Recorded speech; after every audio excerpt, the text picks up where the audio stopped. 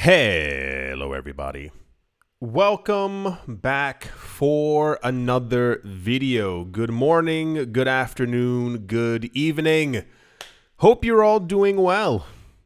Hope that everyone out there is doing absolutely fantastic and that you're all having a wonderful day. Very big thank you to everyone out there who leaves a like on every video. It helps out the channel more than you could possibly imagine. And without any further ado, let's jump right into it. Welcome to the markets about to skyrocket to the moon because every analyst keeps saying that that's what's going to happen. If you missed, about 2 weeks ago, there was a mental shift somewhere in the market where everything seemingly almost out of nowhere, that was $142 million. Did you see that? It was $142 million worth of Bitcoin. Jeez Louise. There was a shift apparently out of nowhere about the awesomeness of Ethereum.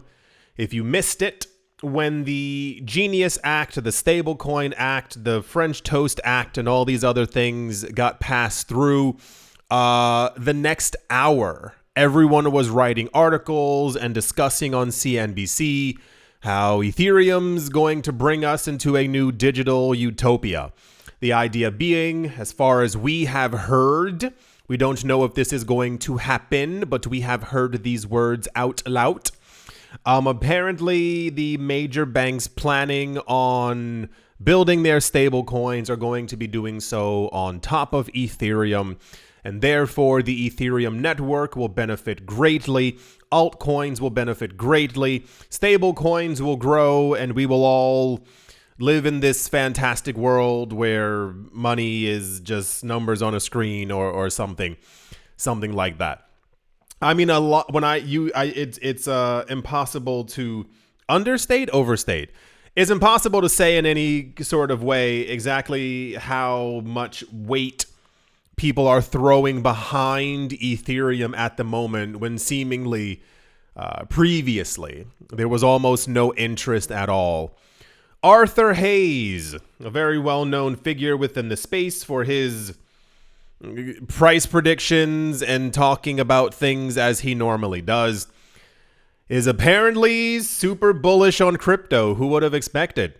Predicting that Bitcoin is going to hit $250,000 and that Ethereum will reach $10,000 by the end of this year. We are currently at the moment, I'm seeing a lot of 6,500, 7,000. That's a real number.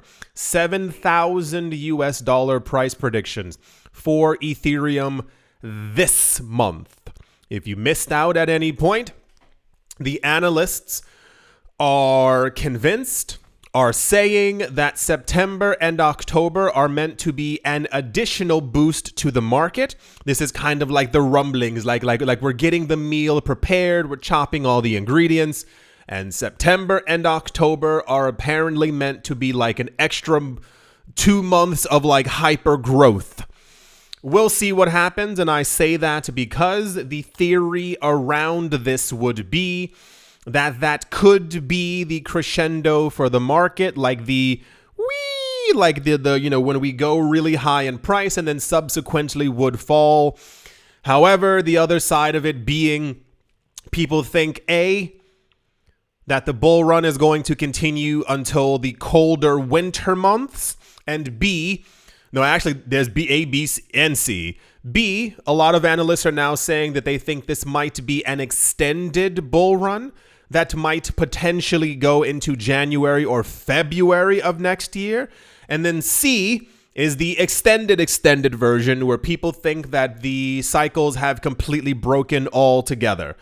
So we have 4 things that we're currently looking for, keeping everyone on investing edge. A, bull run ends September, October.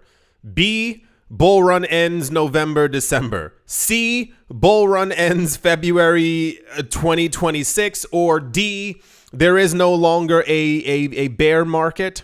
Prices would fall down, but any coins that have been sold would subsequently then be purchased by these large, gigantic whales who are in the news every single day, buying up egregious amounts of crypto.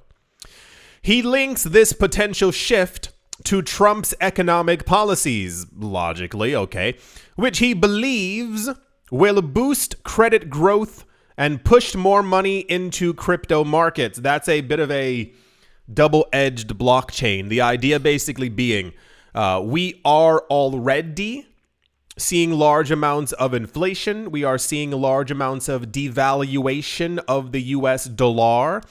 And it's expected that if the time frame that I think we had, is it March or May, one with an M, that would be the time frame when Jerome Powell, I think, is meant to leave on his own accord, as far as I understand.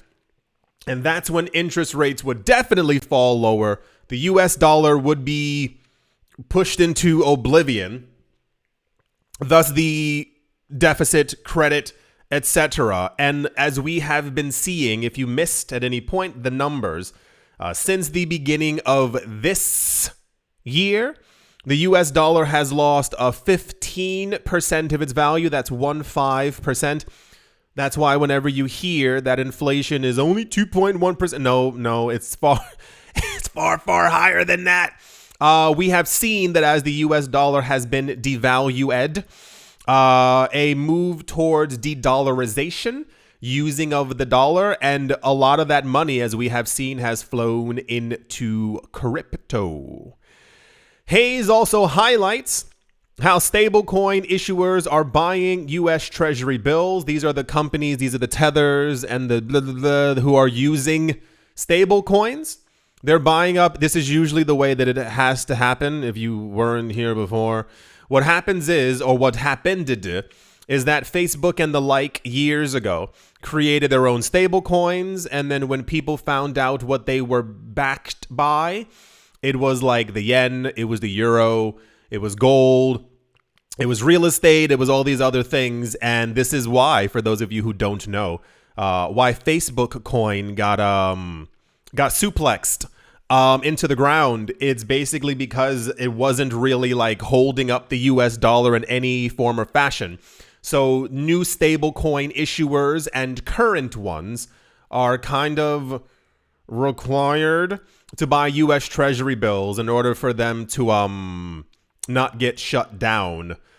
Further tying crypto to the broader economy, he sees this trend as a major driver for crypto's next rally. Logically, he's also in the news as well, talking about the Bank of Japan and where things are going to go. And I say this in the easiest way so that we can all skip to our loo.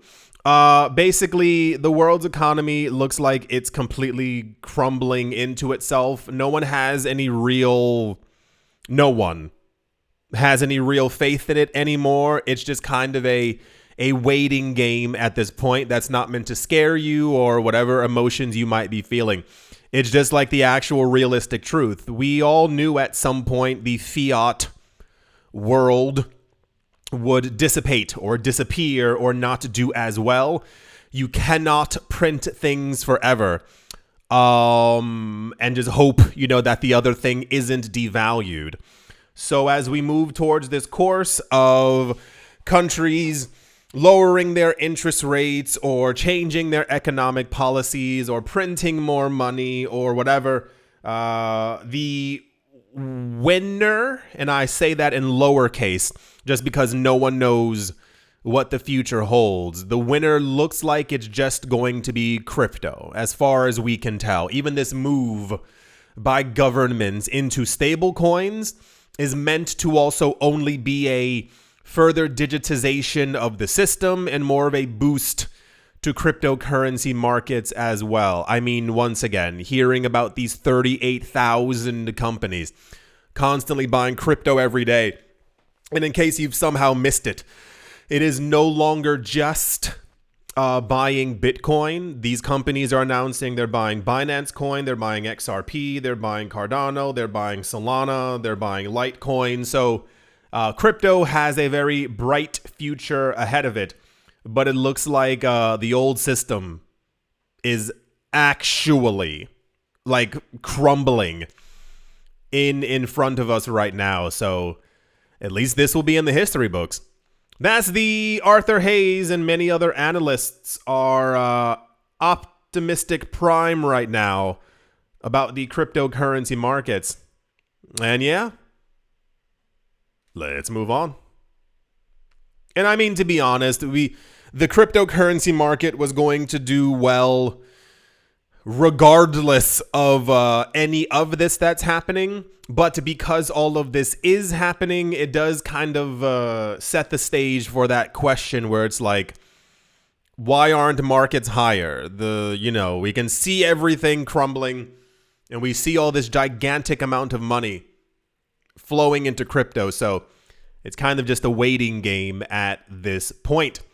A sudden surge of institutional and corporate interest in Ethereum is setting the stage for what Bitwise Asset Management's chief investment officer called Matt Haugen, haven't heard from him in a while, calls and I quote, a structural imbalance between supply and demand, one that could propel prices well beyond the cryptocurrency's already rapid ascent this year. Yes, my friends. We have heard of, I think, 3 or 4 companies thus far who are also going to be making Ethereum treasury, Ethereum strategic reserves, whatever words you want to use for it. The big difference is that Ethereum mathematically is a lot cheaper to buy than it is Bitcoin, and therefore it's a lot easier for these companies to scoop up the literal entire supply. It's about 8 times easier. 8 times easier to do than Bitcoin. The amount of ether that we keep seeing accumulated is shocking. I don't have the thing here. It was like, oh wow, that's cool. There was one day where BlackRock has Ethereum and also Bitcoin ETFs. Got it. One day, I believe they accumulated $300 million worth of Bitcoin, something or other. And I think they accumulated 1.1 billion worth of Ether. And people were like, oh, but how can this be? It's a lot easier to accumulate Ether, and they know math-wise, they're not too far from owning all of it. That is to say, all the companies and institutions. So they seem to be in a literal race against each other right now to try and own all the Ether before all the ETFs are in kind. That is to say, instead of, selling your shares in an ETF, instead of being paid in cash, you would literally be paid in Ether. The people who own the Ether are the only people who can create new Ether, and if they can control all of it and buy all of it, you're understanding. This is what I think we are seeing. And I mean, this is it, but I have to say think because I don't know these people's brains. I don't know exactly what they're doing, but they're trying to, of course, buy all of it. In a memo circulated to clients of the company on the 22nd of July, Haugen noted that Ether has climbed more than 65% in the past month and over 160% since April. The rally, he argues, is being driven not by sentiment alone, but by a dramatic mismatch between the amount of Ether produced by the network and the quantities being absorbed by exchange-traded products. The ETFs are buying huge amounts of Ethereum. Huge, like massive, weirdly massive quantities. We're also on the side. Once again, ETFs tend to play a gigantic narrative in all of this, but on the side, the other companies who have announced that they're also creating treasuries, they're not announcing $3 million, $7 million. They're talking about initially buying $500 million worth of Ether, like initially. One of them said that they're raising 750 million. And I think the one that's backed by Joseph Lubin, I think they mentioned something about $1 billion. It's always like gigantic numbers. It's not small kind of things that are out there. And also the amount that they're buying is indicative of the fact that they're trying to buy all of it. There already was not a lot of Ether on exchanges, similar to Bitcoin. There's some kind of a delusion thing going on where people assume if you keep hearing about it in the news, like, okay, for instance, because I've definitely seen people say this over and over and over. If I make a video every day, and over the last 3 years, these videos are constantly, there's not a lot of Ether left, there's not a lot of Bitcoin left, there's not a lot of Ether left, there's not a lot of, at some point, your mind goes, wow, okay, so there's not a lot again. The numbers you aren't seeing is 8 million Bitcoin on exchanges, 7 million, 6.5, 3 something. This is why we only now have around 2 million Bitcoin left on exchanges. There never was a lot, but the idea for the mind says, well, okay, sure. There's not a lot again. I've seen people in the comments being like, okay, sure. Every day is the same, but you're not actually looking at the numbers. You're not gauging. Wait, that's less than 3 years ago. That's less than 7 years ago. And the numbers that we're seeing for these movements in our markets as well show that there is a lot of buying. The other thing that it's coupled with is that these coins are, and I say finite lightly. Ether, you can keep creating Ether, but the issue is that as the network is used more, coins get burned in the background, therefore making Ether deflationary. The only people who will have access to creating Ether are these companies who are buying all of it. So they will be creating more Ether that will go into their pockets, but the other supply of Ether that's out there is also getting burned as more transactions happen. They're making sure that they corner the literal entire market. And this is just what big money does. You do these things before everyone else figures it out, before everyone else sees value in it. They have the projections, they have the numbers, they see where things are going. They talk to people from BlackRock, they see the companies, organizations, countries buying these things for their reserves or otherwise, and they go, okay, there's only 12% left. We have to do X, Y, and Z, A, B, C, 1, 2, and 3 before everyone else gets in as well. And then at some point in the year 2041, they own all of it. And then we have people on the news talking about how unfair it is. And it's like, well, guess what? You wasted a whole long amount of time not seeing value in it. People understand that $4,000 is a little when the asset is worth $10,000. People understand that $10,000 is a little when Ethereum's at $38,000 a coin. It's always just looking back in the rearview mirror and going, I wish I hadn't, when I drove past it the first time, I wish I had understood what the sign was saying. We went over that how many times the last couple of years? Bitcoin is at 10,000, no one buys it. Bitcoin's at 25,000, nobody wants it, but people understand that 10,000 was a good entry point. Bitcoin goes to $48,000, people go, I wish prices would drop back down to 25.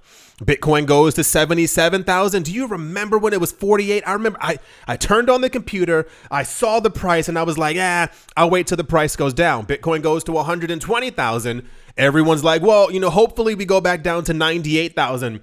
You only see the value once it has passed by you. Corporations and entities and BlackRocks do not do that. That is not at all how these big money makers actually work. So yes. And then he goes on to talk about the Ethereum supply and demand shock, as he's calling it. But yeah, that's so as I always say, and I need to keep repeating it because I want you to all be on the train. Take time out of your day, a good 10-15 minutes, to go through your portfolio to see if there's potentially any other coin or investment that you think you might need to add. Maybe you're full. Maybe you don't want any more assets. But I do implore you to please take time to actually look and see if more investing is right for you. The way that things are going, the direction that the world is moving, the economic policies, the things that we keep seeing about fiat falling apart. Right? Yeah. Ethereum has definitely squished itself into the narrative, seemingly out of nowhere. It does make a lot of sense, but it's going to make a heck of a lot more sense when we eventually get to a $100,000 Ether. I do hope that you've all enjoyed. I do hope you all are having a great day, morning, afternoon, evening, wherever you are, wherever the heck you might be. I do hope it is absolutely fantastic. Thank you all once again for watching, listening, liking, commenting, and supporting. And I will most certainly be talking to you all soon. See you.